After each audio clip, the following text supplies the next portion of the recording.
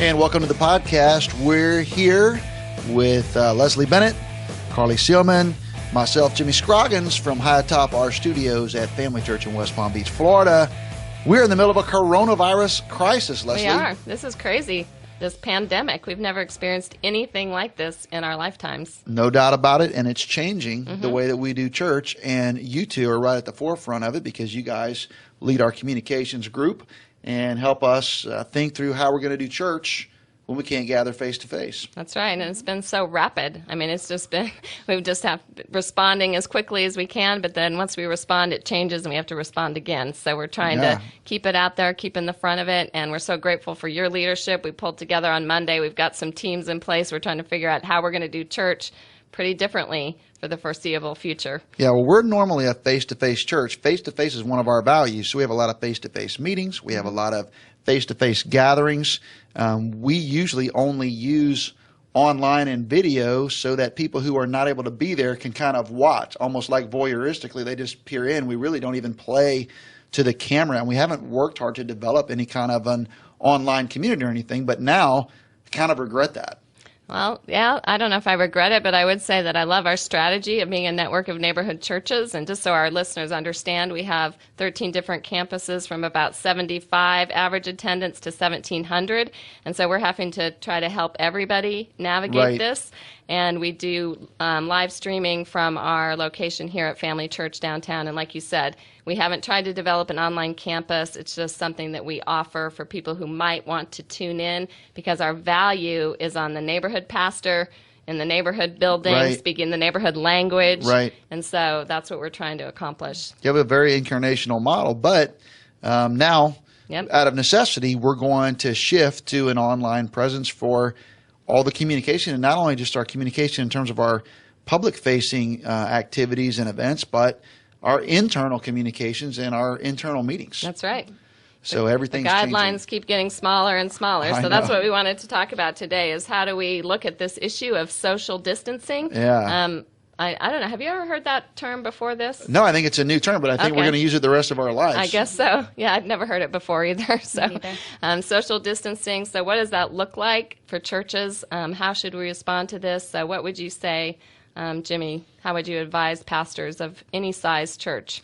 Well, one of the things that I think is social distancing is the method that our government and our health officials have chosen to try to combat the virus. It's what they've tried to do worldwide, and we think that they've actually had some success in tamping down the spread of the virus in other places using social distancing. In other words, preventing face-to-face contact, keeping distance between people from 3 to 6 feet, avoiding face-to-face meetings as much as possible. So all of that are ways that we do social distancing. The problem is in church, my gosh, everything we do is face-to-face. I know. Yeah. So we did get together on Sunday. We thought we'd just have a small gathering of our staff so that we could do our online service.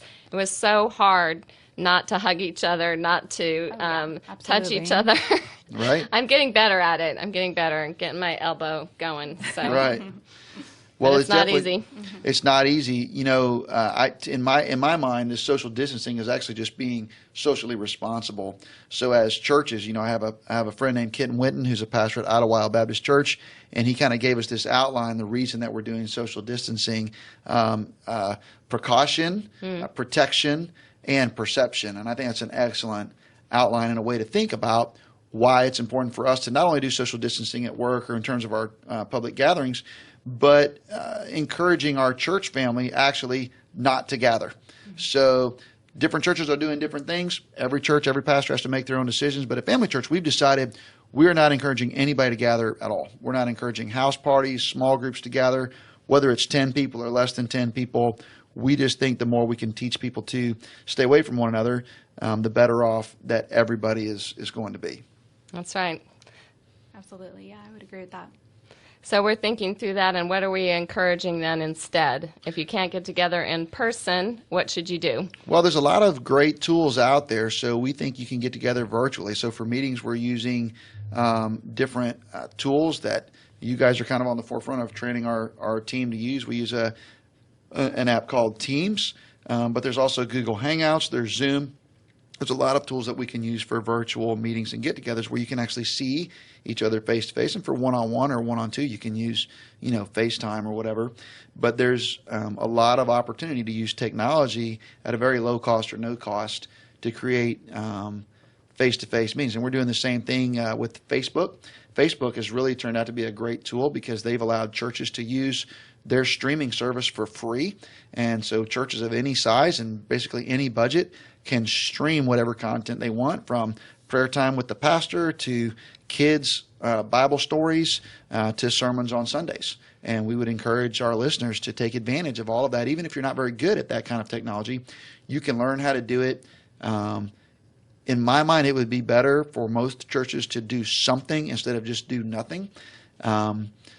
But that would be our encouragement, is for our listeners to take advantage of those things that are out there. Yeah, and that's what we're trying to do. We put together some teams to look at how do we do adult groups, how do we do students, how do we do kids, how do we produce more content overall, no matter what it looks like. So the thing that I'm loving about this is we're having to really innovate and just go for it. Sometimes we think long and hard about what we're going to do, and these kinds of situations just make you innovate something and decide to push go. Like right now, we're just going to record this podcast and talk about social distancing. That's exactly right. So what are some other things that you would say? I mean, we talked about we're not encouraging people to gather in person. We're taking the guidelines seriously. We want to do our part. We also talked about it's one of the ways we can love our neighbors, truly love our neighbors. Yeah, that's exactly right. Well, the thing of it is, if you go out and you get with a bunch of people, you don't know what services they've touched. You don't know where they've been, who served them food, who touched their silverware.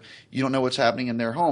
Well, a lot of people go home, like we have people on our team who have elderly parents living in the house with them. And so what I do doesn't just affect me, because I can say, well, I'm not afraid of the coronavirus, or my kids aren't. But what if someone lives with an elderly mom or an elderly grandparent? What I am exposed to and I pass along to them can be passed along, and it can be deadly. And so part of loving our neighbors is let's tamp down the spread, and especially keep vulnerable people from getting the disease or getting exposed to the disease.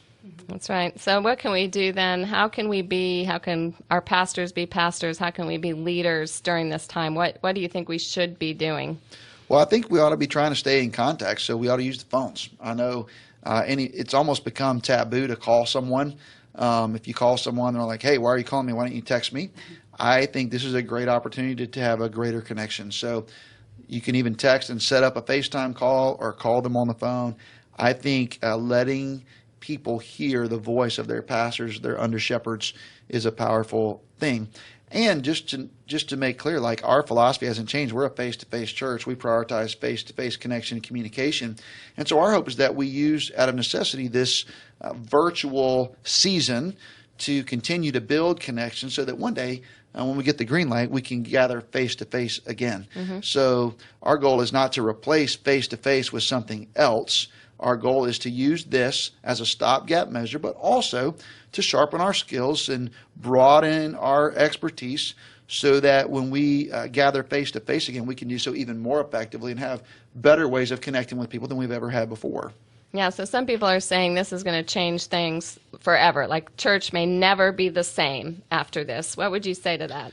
Well, there's a lot out there. So certain futurists and people who study these things have been saying for years that virtual church is actually the future and face-to-face church is passé. I could not disagree with that more. I do think that virtual environments, virtual communication, presentations are going to be a part of the future. But I still think the incarnational nature of Christianity is face-to-face, life-on-life connection. And so I think we as Christians are going to want to gather in a room where somebody that we know and knows us is going to teach us the Bible, where people that we know can hold us accountable for living lives worthy of the gospel, and where we can encourage one another face-to-face and stir one another up to love and good deeds. So we don't want to neglect meeting together, and I don't think virtual meetings are what the Holy Spirit and the authors of Scripture had in mind, although out of necessity, I'm so thankful we live in a day where we can do this. I almost wonder if it will create more of a hunger that doesn't exist now, because we have both things going on, and a lot of people say, oh, the kids are always on their screens, they're never interacting face-to-face, they don't know how to have a conversation. Maybe we're all going to get really tired of that. That would be nice. I think there is. I mean, I feel it already. I mean, when we had our little gathering of just a few people on Sunday to be in the room while we did our virtual church or online church or whatever we call it, boy, it felt great to be in there together, didn't it? It sure did. Even though I felt a little guilty because like maybe we shouldn't be doing this.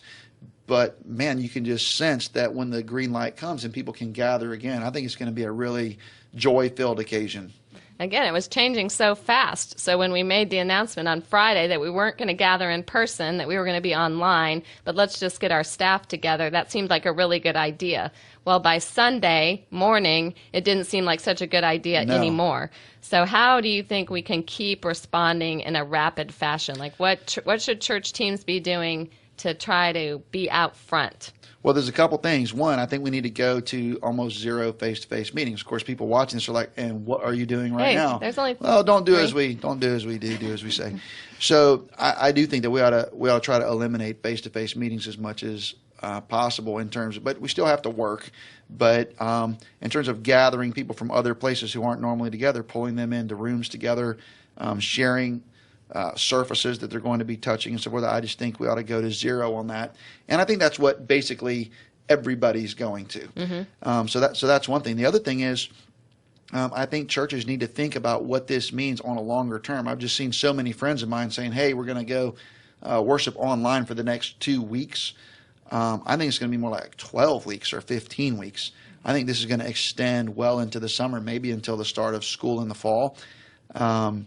And so I think churches need to be preparing themselves for that. And there's a lot of implications of what that means for how we do church. Yeah, what does that mean? So what have we said to our team today so far when they've asked us, what are we going to do? What have we told them?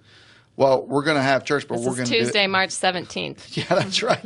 Well, we've said we're going to do it. We're going to do it online. I mean, we're going to do everything online. We've talked about not spending any money because one of the big implications for a church like ours is if you're not meeting face to face, we have a good percentage of our giving that is done online or electronically, but there's also a healthy percentage of our giving that's done in person, and so that's going to go down. The economy is going to take a gigantic hit for a season. People are not going to be able to sell things. They're not going to be able to work. The whole hospitality industry is crushed down.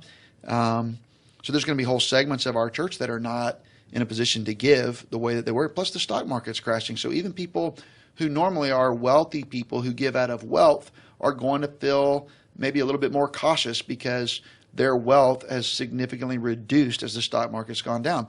Our hope is that this will be a V-shaped recovery, that the economy will come back quickly, that the stock market will come back quickly, and by the end of the year, we'll be in good position again. But I think it's going to be tough sledding, and churches that have a lot of debt are going to have a difficult time because I think this is going to get a lot worse financially before it gets better. But when it gets better, I think it'll get better quickly. And then other things we've said is like we aren't going to plan for an in-person Easter. No, that's exactly right. We're not going to plan for any kind of in-person gatherings for a while, and we're kind of looking at the summer. That's right. So we basically resigned ourselves. There's going to be no face-to-face Easter, no face-to-face Good Friday, Holy Week services. We don't think there's going to be anything like VBS, kids camp. We don't think there's going to be student camp this summer. We have no plans to go to the Southern Baptist Convention because we don't think it's going to happen.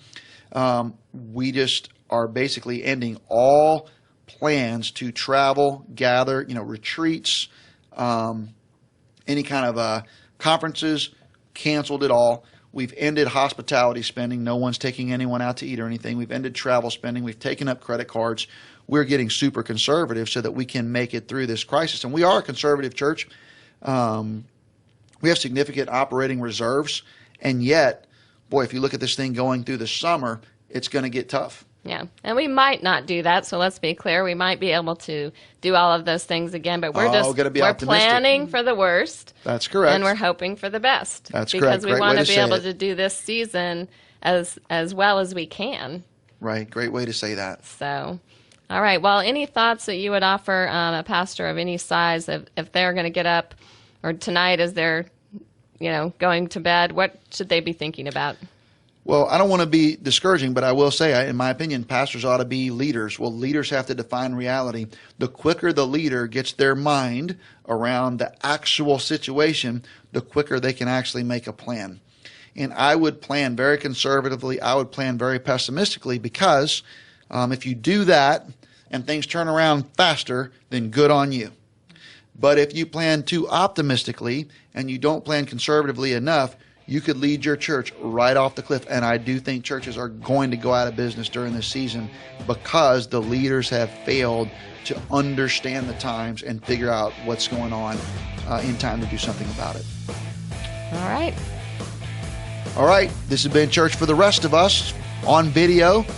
Carly and Leslie, thank you guys for joining us today. And we'll look forward to seeing you next time on Church for the Rest of Us.